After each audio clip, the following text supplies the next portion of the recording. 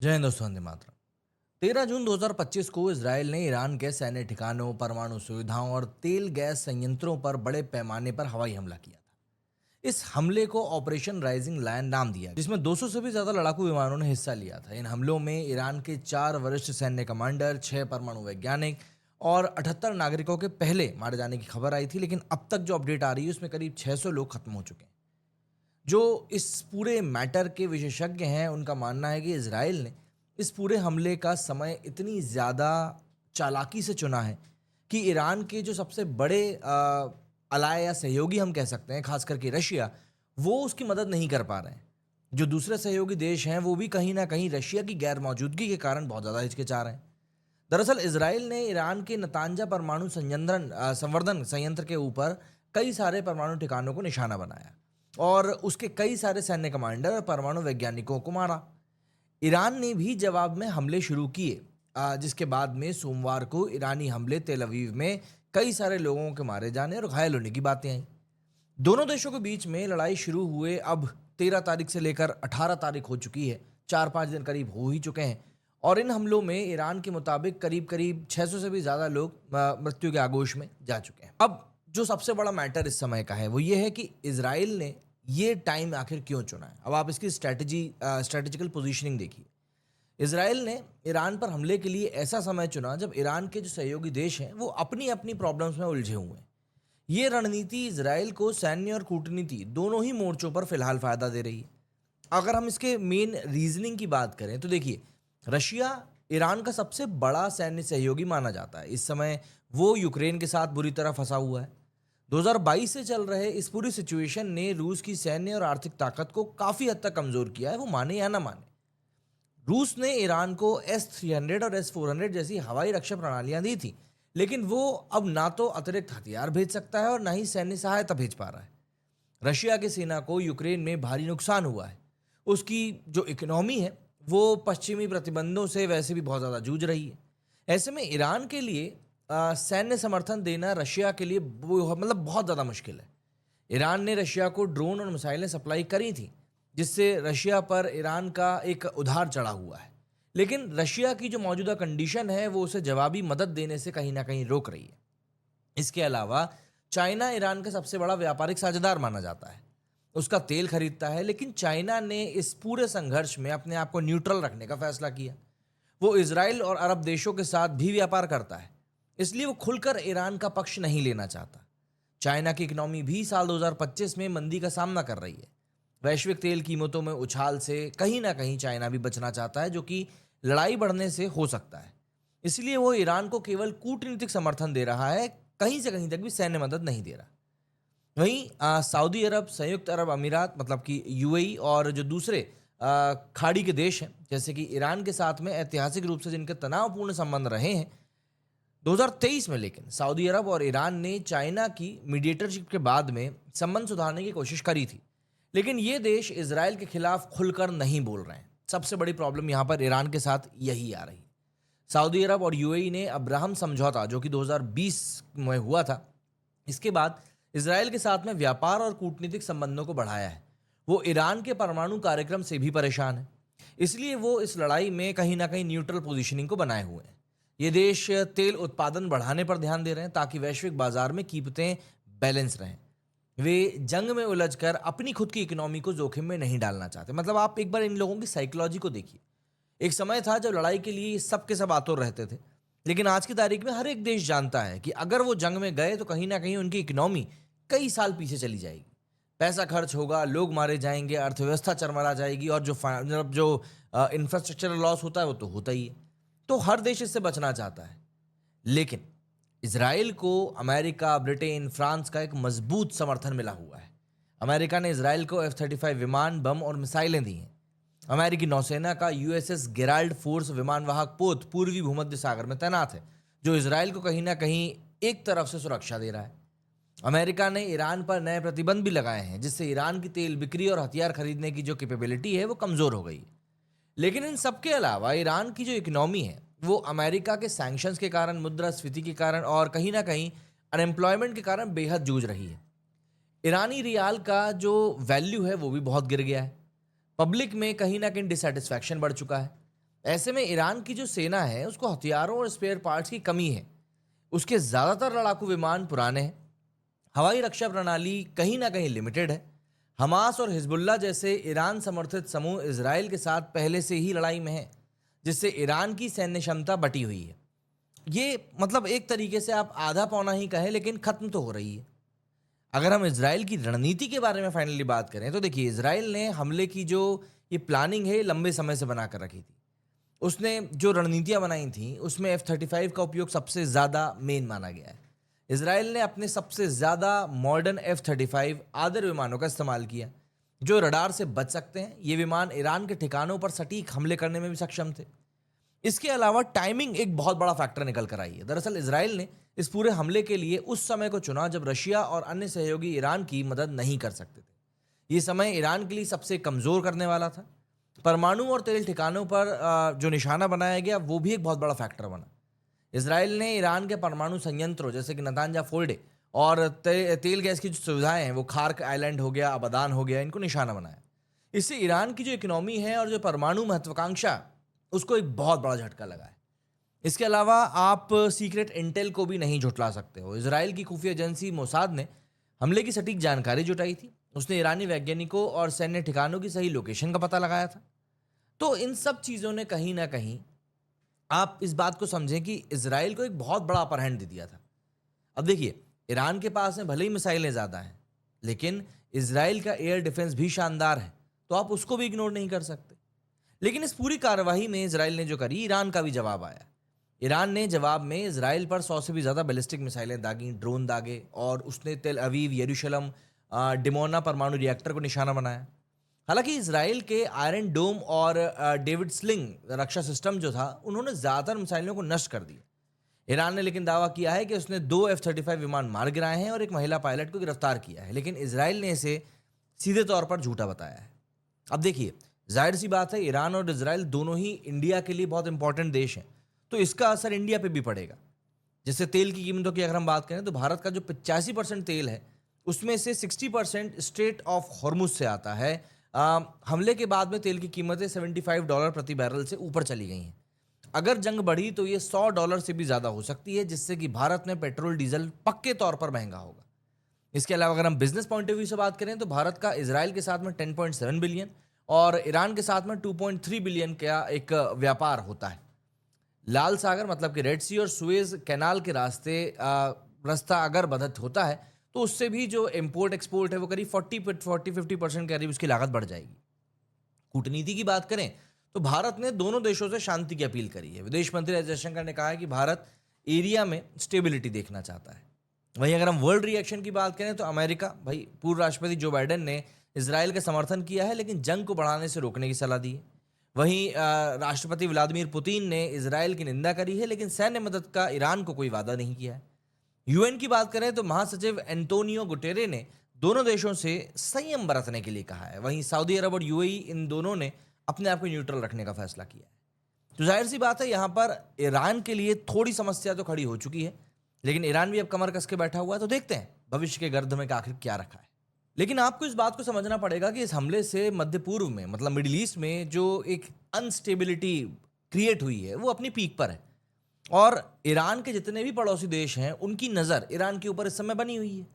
ऐसे में आपके लिए ये भी जान लेना बेहद ज़रूरी हो जाता है कि ईरान के जो पड़ोसी देश हैं, चाहे वो इराक हो, जॉर्डन हो, टर्की हो, वो आखिर क्या इस बारे में सोचते हैं, क्योंकि उन लोगों का साथ ईरान के लिए बहुत ज़रूरी है, चाहे वो डायरेक्ट हो या इनडायरेक्ट हो। सबसे पहले अगर हम लोग इराक की बात करें तो इराक और ईरान की पहले भी जंग हो चुकी है।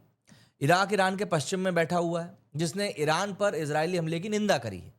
फ्राइडे को इराक के प्रधानमंत्री मोहम्मद शिया अल सुडानी के ऑफिस की तरफ से जारी एक ऑफिशियल बयान में कहा गया कि इजराइल का हमला इंटरनेशनल कानूनों का सीधे सीधे उल्लंघन है और इससे एरिया में व्यापक जंग की शुरुआत हो सकती है। उन्होंने कहा कि ईरान के साथ जब अमेरिका की परमाणु बातचीत चल ही रही थी, ऐसे में परमाणु हथियारों का डर बताकर ईरान पर हमला करना जानबूझकर कहीं ना कहीं उकसाने वाला काम है। इजराइल ने ईरान पर हमले के पीछे तर्क दिया है कि परमाणु बम बना सकता है ईरान, और उसके अस्तित्व के लिए, मतलब इजराइल के अस्तित्व के लिए खतरा है। वहीं इराक के साथ अपनी दोस्ती को देखते हुए ईरान ने राष्ट्रपति मसूद पेजेश्कियान ने इराक से कहा है कि वो इजराइल को हमले के लिए अपने हवाई क्षेत्र का इस्तेमाल करने की अनुमति ना दे। इराक के प्रधानमंत्री सुडानी के साथ फ़ोन पर हुई बातचीत में ईरानी राष्ट्रपति ने इस बात को कहा कि हम कहना चाहते हैं कि इराकी सरकार को अपनी सीमाओं और हवाई क्षेत्र के अधिकार की सतर्कता और सुरक्षा करनी चाहिए ताकि उनके एरिया का इस्लामी गणराज्य ईरान के खिलाफ उपयोग ना हो सके। इराक में ईरान समर्थित प्रॉक्सी ग्रुप्स भी काफ़ी सक्रिय हैं और इजरायली हमले के खिलाफ ईरान के समर्थन में खड़े हैं। इराक के हिजबुल्लाह ब्रिगेड ने कहा है कि ईरान के पास में पर्याप्त सैन्य क्षमता है जिससे वो इजराइल का मुकाबला कर सकता है।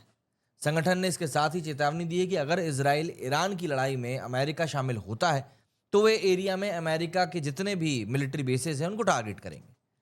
अब अगर हम बात करें जॉर्डन की, तो देखिए इजराइल और जॉर्डन के बीच में सामान्य राजनीतिक रिश्ते हैं, जबकि ईरान के साथ में जॉर्डन के रिश्तों में तनातनी रहती है। ईरान पर इजराइल के हमलों की जॉर्डन ने निंदा नहीं करी है और उसने तनाव को देखते हुए अपने एयर स्पेस को फिलहाल के लिए बंद कर दिया है। इसके साथ ही जॉर्डन ने कहा था कि ईरान और इजराइल दोनों ही देशों को हमले के लिए वो अपना हवाई क्षेत्र इस्तेमाल नहीं करने देगा। इजराइल के हमले के बाद ईरान ने उस पर सैकड़ों ड्रोन से हमला किया था।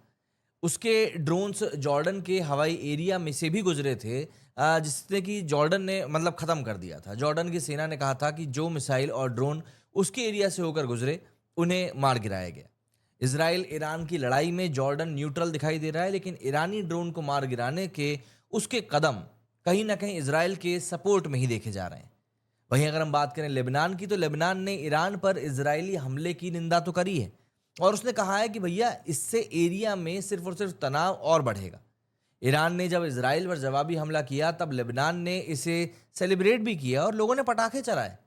लेबनान में ईरान समर्थक प्रॉक्सी ग्रुप हिजबुल्लाह का एक गढ़ भी है और हिजबुल्लाह ने इजराइल के हमले की निंदा करी थी। हालांकि ग्रुप ने इजराइल के साथ सीधे जंग में शामिल होने को लेकर कुछ भी नहीं कहा।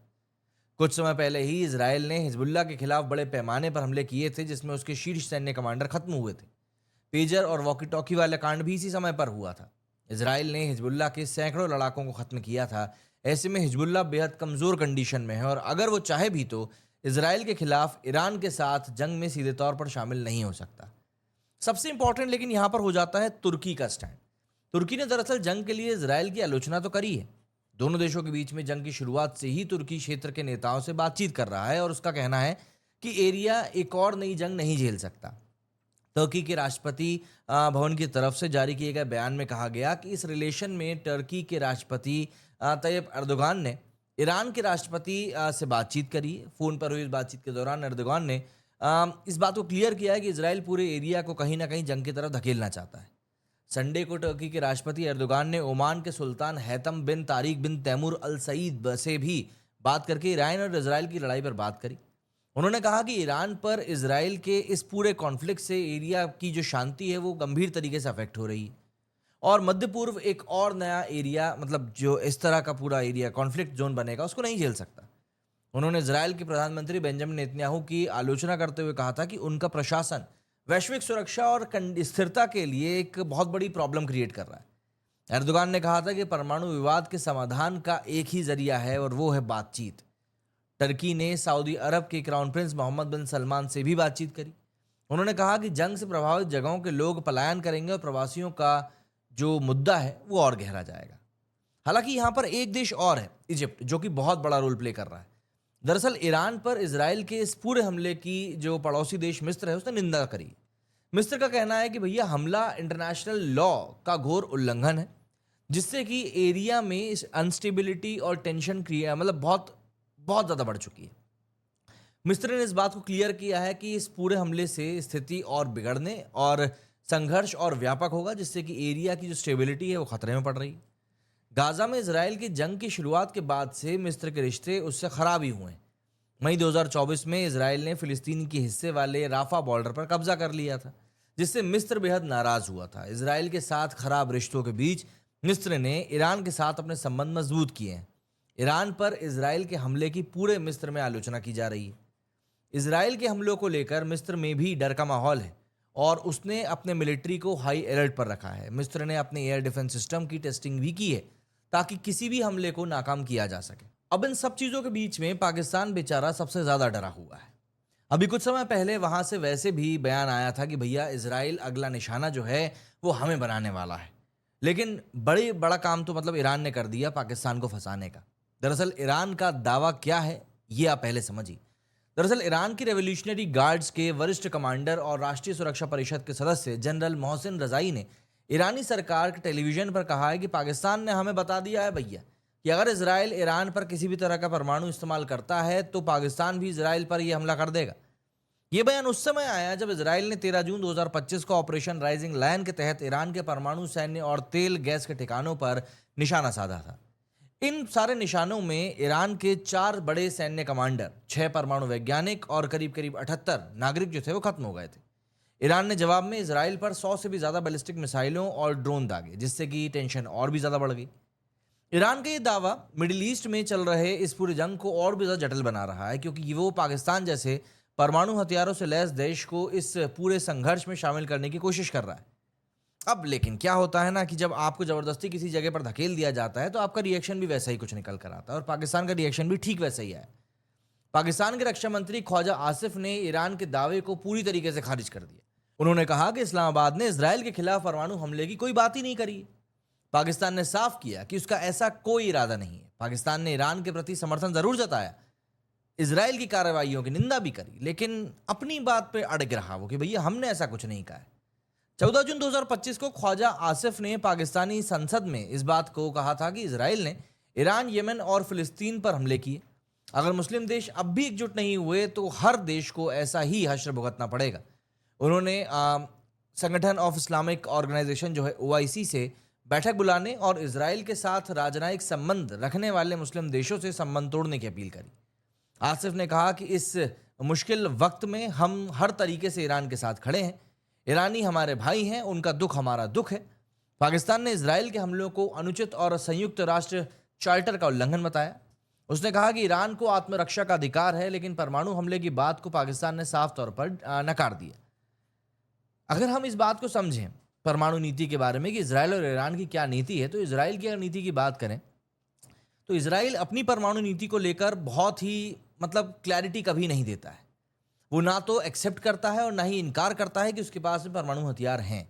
लेकिन विशेषज्ञों का मानना है कि इसराइल के पास में 80 से 200 परमाणु हथियार हो सकते हैं। उनकी नीति रोकथाम और प्रतिशोध पर केंद्रित है, जिसका मकसद दुश्मनों की परमाणु हथियार बनाने से रोकना है।